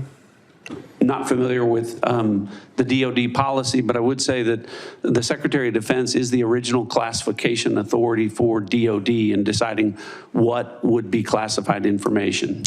Ms. Gabbard, does the intelligence community have a policy that prohibits discussion of controlled unclassified information? Yes. It does. Okay. Controlled unclassified information, according to DoD, includes information that is information that has not been approved for public release. Would you, of what's been disclosed publicly of the signal chain, would either of you feel that that would be approved for public release? Ms. Gabbard. The discussion that took place in that signal chat group was a conversation reflecting national security leaders and the vice president around the president's objectives. So yes or no, would you approve that for public release? I don't feel I can answer that question here. Because of the nature of this hearing? Because of the nature of a private discussion that took place between individual leaders in our government. It would make sense that you would not approve it for public release, wouldn't it? There are other factors that would go into that consideration. Mr. Ratcliffe, yes or no? I wouldn't approve the release of classified information. Again, as I've said, my I'm not talking about understanding is that- classified information, Mr. Ratcliffe. I'm talking about information that has not been approved for public release. That is information that is considered controlled, unclassified information. The principals that would have been on that would have been individuals capable of approving that for public release. I got 20 seconds. The deliberation as to whether or not we should launch a strike on another country, would you consider that classified information, Ms. Gabbard? Well, the information was not classified. I'm not talking about this. I'm just talking about deliberation from principals as to whether or not we should launch a strike on another country. Would you consider that classified information? I'm not talking about what happened this week. There are other factors that would go into determining that classification. Mr. Ratcliffe, the deliberation between principals in our national security apparatus about whether or not to strike another country, would you consider that to be classified information? Pre-decisional strike deliberation should be conducted through classified channels. Thank you. Thank you, Mr. Chairman. If I may, I just want to return, Mr. Ratcliffe, to your answer there in part to Senator Kelly. It's been raised at several occasions now in this hearing about whether classified information was discussed in this chat. And you mentioned about the Secretary of Defense being what you called, I think, the original classification authority. Correct. Correct. I think it's important for the public to understand that although you and Director Gabbard are original classification authorities on many matters, you're not that for all matters that might be classified in the government. Is that right? That's correct. So if the Secretary of State has classified sensitive diplomatic details, that's his authority. If the Secretary of Energy has sensitive classified information about our national laboratories, that's his authority. And the two of you can't speak to other departments who have their own original classification authority, and which, of course, as Director Gabbard said, ultimately rested with one person, the President of the United States. Is that correct? That's correct. Okay. I just wanted to clarify that. It looks like the Vice Chairman wants to weigh in as well. Just very briefly. I mean, I think it strains the audience and the watching public's credibility if we're talking about timing, packages, that somehow this would be okay to put out, or just, frankly, senior American officials trashing Europe. I've been around this for a while. This is not information you generally put out. And the notion there's not even acknowledgement of, hey, gosh, we screwed up, is stunning to me. And the idea somehow, well, none of this was classified, but we can't talk about it here. You can't have it both ways. I think the witness's point is that they can't speak for every official in the government who has original classification authority. Chairman, I don't, that's not what I'm not trying to litigate that. I'm trying to litigate on the face unless, as Senator Bennett said, this reporter is somehow making this all up. And I think the White House has acknowledged that the text chain that he submitted was authentic. It strains my mind to think, again, it strains my mind if the shoe had been on the other foot, what my colleagues would be saying about this. And again, we're going to get to the bottom of it. And I appreciate your comments, but you guys have both testified under law. There's nothing classified in that information. There's nothing, in a sense, I've not heard either one of you say, gosh, we screwed up. So we'll find out. This is too important to our national security. And again, I know we've got more members to close. They testified, is my understanding, correct me if I'm wrong, that there's no intelligence community classified information. Is that correct? That's Director correct. Ratcliffe, is that correct? Director Gabbard? Yes, Chairman. Well, again. That's not correct. She said repeatedly there's nothing classified, period. Right, period. You can't have it both. And again, we'll see. I cannot believe this is not going to come out. And if it's not classified, again, we'd ask you to give it to the public today. I'm sure one of your aides back there probably got it on paper. If you got it here, it's not classified, stand by your position.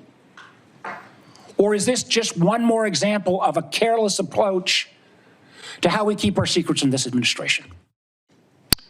With apologies to Senator Moran. Thank you, Mr. Chairman, and thank you to our witnesses for being here. I want to explore a little bit about Ukraine, and I'll direct this to Director Ratcliffe or Director Cruz. The ATA assesses that, quote, the grinding war of attrition in Ukraine, quote, will lead to a gradual but steady erosion of Kyiv's positions on the battlefield. Are Ukrainian forces at any significant risk of collapse this year?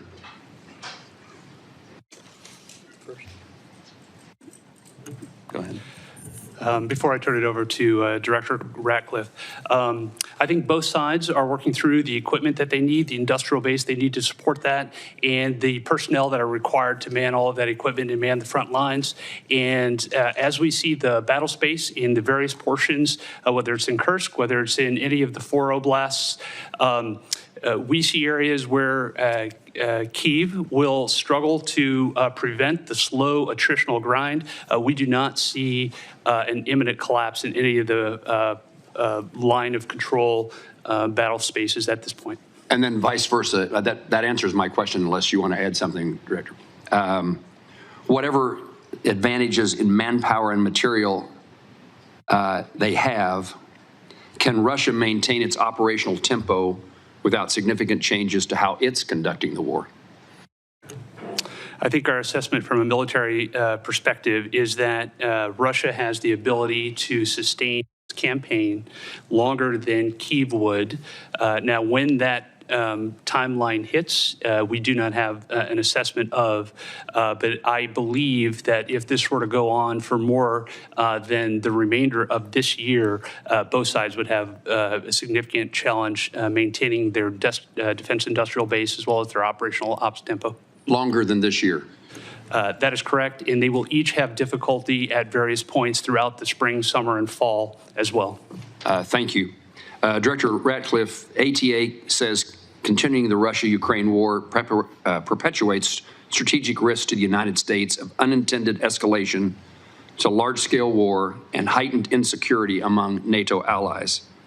What are the strategic risks to the United States if Russia were to achieve its maximalist objectives via peace agreement? Achieve via peace agreement? Yes. Well, I think that clearly the negotiations that are going on reflect that President Trump is seeking a cessation of the war on terms that will end the war permanently. From an intelligence community standpoint, and specifically with regard to CIA assets, we've taken steps to support that, the president's goal of an enduring peace. To General Cruz's comments, I agree with his assessment and generally the public assessment that Russia has the battlefield advantage, is grinding forward slowly. I want to comment on that, however, to say that with regard to the Ukrainian resistance, the Ukrainian people and the Ukrainian military have been underestimated for a period of several years now. And ultimately, I'm convinced from my reflections in observing from an intelligence standpoint that they will fight with their bare hands if they have to, if they don't have terms that are acceptable to an enduring peace. Obviously, to the point of maximalist goals, President Trump has communicated that he is aware of the dangers of that, of Russia getting what they want. And I think that the peace talks that are taking place would reflect, if successful, and they are making progress, that both sides would not get everything that they want and no one's maximalist goals would be achieved. Thank you both. In the short time I have, I'm going to skip a question and ask that I intended to ask, but ask the director of the FBI. Director, I chair the subcommittee that appropriates money for the Department of Justice, including the FBI. It has been our practice that the FBI director as well as the Attorney General appear before our committee each year. And I want to make certain that you do not foresee any challenges that I will have in your presence when you come to speak when we invite you to come speak about your budget. I think when we visited in the office, you made yourself often available, pleased to talk to Congress. We're getting ready for the appropriations process to begin. The budget that the president intends to submit is seemingly months away, weeks away, long weeks away. And we may ask you to come testify about your priorities now or sooner than that. Is that a challenge for you that I'd be aware of? From the FBI, no, as long as the Department of Justice and the Attorney General are good with it. Thank you. Senator Reid. Thank you very much, Mr. Chairman. Director Ratcliffe, you have repeatedly made the point that there was no classified information contained in any of these discussions that were reported in the Atlantic Monthly. Is that correct? No, that's not correct. So, Senator, what I've related is that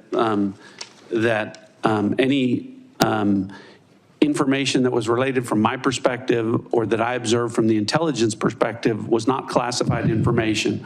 With respect to the assertions and the allegations that there was strike packages or targeting information or things that relate to DOD, as I've pointed out, the Secretary of Defense is the original classification authority for determining whether something's classified or not. And as I've understood from media reports, the Secretary of Defense has said the information was not classified. Are you aware that the Secretary of Defense declassified this information prior to the discussion? I'm not.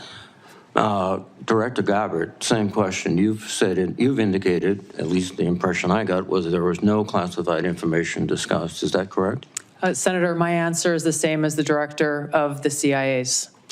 So the question has to be posed to Secretary Hegseth whether he declassified the information and at what point he did declassify it. Do you agree? Yes, I defer questions to the Secretary of Defense. Okay. Director Patel, are you conducting an investigation of these discussions and activities? Thank you, Senator. As I informed the Vice Chairman on the same question, I found out about this late last night, early this morning, so I don't have an update for you on that. Well, thank you. When you get an update, we'd appreciate it very much. Yes, sir. Director Gabbard, were you overseas during any parts of these discussions? Yes, Senator, I was. Were you using your private phone or a public phone for the signal discussions? I won't speak to this because it's under review by the National Security Council. Once that review is complete, I'm sure we'll share the results with the committee. What is under review? It's a very simple question. Are you your private phone or an officially issued phone? What could be under review?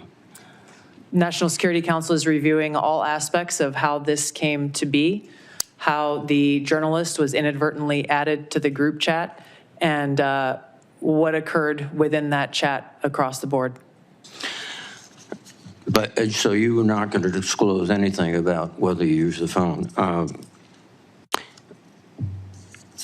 Director Ratcliffe, there's been indication that the CIA has warned recently retired personnel about the vulnerabilities of Signal and other encrypted messaging applications. If that's the case, why were you discussing these issues on Signal? Senator, signal use, as I've said repeatedly, is permissible for work purposes. I've never said that end-to-end encryption apps like Signal are a substitute for classified systems, and I was not discussing classified information in this setting.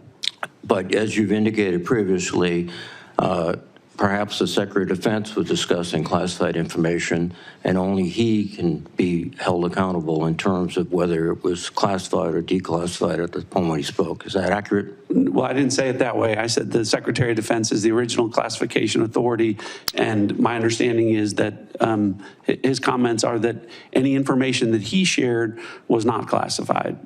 But you have no way to verify that? I don't. Again, this is a very troubling example and a great lapse in our intelligence and our discussion.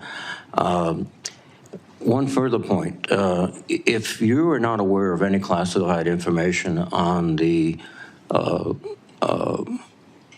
discussions back and forth, would it be appropriate for the author to release the entire text of what he heard or transcribed? I think the author has released, my understanding, essentially almost all of the information as it's been related to me. I don't know what calculation the author made with regard to what information would be released or not. Well, but again, I can again confirm that with respect to the communications that were related, as to me, there was no classified information. According to the article, quote, the message contained information that might be interpreted as related to actual and current intelligence operations, and the author did not disclose that information. So the question would be, if he disclosed everything he heard, in your view. That wouldn't be classified information. I know the context of what that is, and I think the author said might be interpreted as related to intelligence information. It was not classified information. So it goes back to my point. If you released all this information he did not release, he could do so without any liability at the federal level. I think you're asking for a legal answer that I'm not able to give you, but. Mr. Patel, can you opine? You're a lawyer and you're the director of the FBI. Would he face any legal liability if he released the information? Because of the questions you and the vice chairman have put to me, I'm not going to prejudge the situation, and that legal call is ultimately for the Department of Justice. Thank you. Thank you very much, Mr. Chairman. Senator Ossoff. Thank you, Mr. Chairman, and thank you all for joining us and for your service. Just to make sure I understand some of the basics here. So, Director Ratcliffe, you were a member of the Houthi PC small group signal chain, correct? I was. Yeah, and so were the Vice President, the Secretaries of State and Defense, the National Security Advisor, and Ms. Gabbard, correct? I believe so. I don't have a list of who was invited to be on. And so was National Political Reporter Jeffrey Goldberg, correct? I don't know that. Yes, you do. I don't know Jeffrey Goldberg, and I've already testified. I don't know whether or how he was added. Okay, well, he was a member of the signal chain, and the discussion included the Vice President's private opinion on the wisdom of proposed U.S. strikes in Yemen, correct? I don't recall. Vance, quote, I think we are making a mistake. I am not sure the president is aware of how inconsistent this is with his message on Europe right now. There was a strong argument for delaying this a month. You don't recall? I don't, as you don't recall seeing that? Read that, I don't. It included the private opinions of the Secretary of Defense on the timing of strikes in Yemen, correct? I don't recall. Director Ratcliffe, surely you prepared for this hearing today. You were part of a group of principals, senior echelons of the U.S. government, in now a widely publicized breach of sensitive information. You don't recall whether the Vice President opined on the wisdom of the strikes? That's your testimony today under oath? In that setting, I don't recall. Here's what Secretary Hegseth said, quote, waiting a few weeks or months does not fundamentally change the calculus. Two immediate risks on waiting. One, this leaks and we look indecisive. Two, Israel takes an action first or Gaza ceasefire falls apart and we don't get to start this on our own terms. Your testimony is you don't recall the Secretary of Defense sending that message or reading it? I recall there being an exchange. I don't recall the specifics as you're reading it. Well, let's put it this way, Director Ratcliffe, a discussion by senior U.S. officials on the timing and risks of a proposed military campaign and disagreements between the president and the vice president about U.S. plans and intentions would be of obvious interest to foreign intelligence services, would it not? Yes. And they were discussing the timing of sending U.S. air crews into enemy airspace where they faced an air defense threat, correct? I'm going to, Senator, defer to the other principles that you're referring to about what the meaning and the context of what they were on. They're talking about the timing of U.S. airstrikes, correct? Yes. Yes, and therefore the timing of sending U.S. air crews into hostile airspace, correct? Yes. And therefore the time period during which enemy air defenses could target U.S. air crews flying in enemy airspace, correct? I don't know that. You do know that.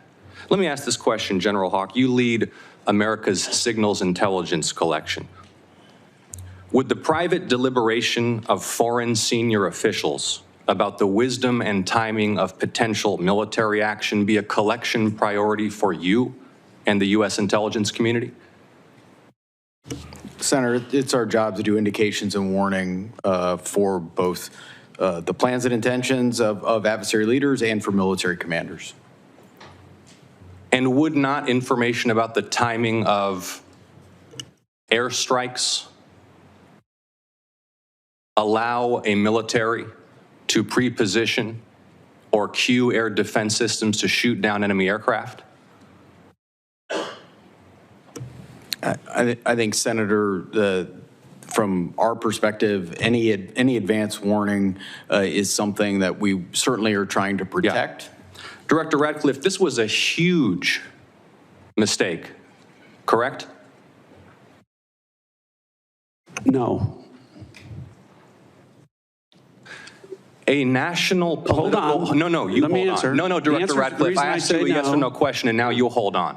A national political reporter you can characterize it how you want. Was made privy the White to House sensitive information about imminent military operations against a foreign terrorist organization. Mistake of adding a reporter. And that wasn't a huge mistake? That wasn't a huge mistake? Well, I think they characterize it as a mistake. This is an embarrassment. This is utterly unprofessional. There's been no apology. There has been no recognition of the gravity of this error. And by the way, we will get the full transcript of this chain, and your testimony will be measured carefully against its content. Thank you, Mr. Chairman. I thank the witnesses again for their appearance today. I sense the Vice Chairman has something to add. I do. So I will recognize him briefly. Well, again, I thank the witnesses. But what you're saying doesn't make sense on the face of it. Everybody knows, at least Director Ratcliffe, you had the courtesy of acknowledging you were on the chain. Director Gabbard wouldn't even touch that, even though we've got our initials. And if you want a comparison, think back to the beginning of the Ukraine war, when the United States, in concert with our then ally, the United Kingdom, declassified a lot of Putin's battle plans that allowed the Ukrainians to push back successfully on the Russian invasion. How was that? That was gone through a real process of declassification. As Senator Ossoff so clearly made the point, this information out, potentially where our adversary could reposition its defenses, in the unwillingness of the individuals on this panel who are on the chat to even apologize or acknowledging what a colossal screw-up this is, speaks volumes. Thank you to our witnesses for your appearance. A few administrative matters. As I mentioned earlier, Senator Collins is under the weather. She regrets that she could not be here for your testimony. Senator Risch, likewise, had to preside over a hearing of the Foreign Relations Committee to include the nomination of my former governor, Mike Huckabee, a great American and a great friend of Israel, to be the next ambassador to Israel. He also regrets that he could not be here. I anticipate he may have written questions as well. I would urge you all to respond to those promptly. Now, the audience will remain seated while our witnesses and their aides depart the hearing room. The Capitol Police will ensure this occurs. I want to commend the Capitol Police and our committee security staff for running an orderly hearing today. For the benefit of members, the vote on the floor has been called. We will adjourn this open hearing and we will reconvene in closed setting at 12:40 p.m. The hearing is adjourned.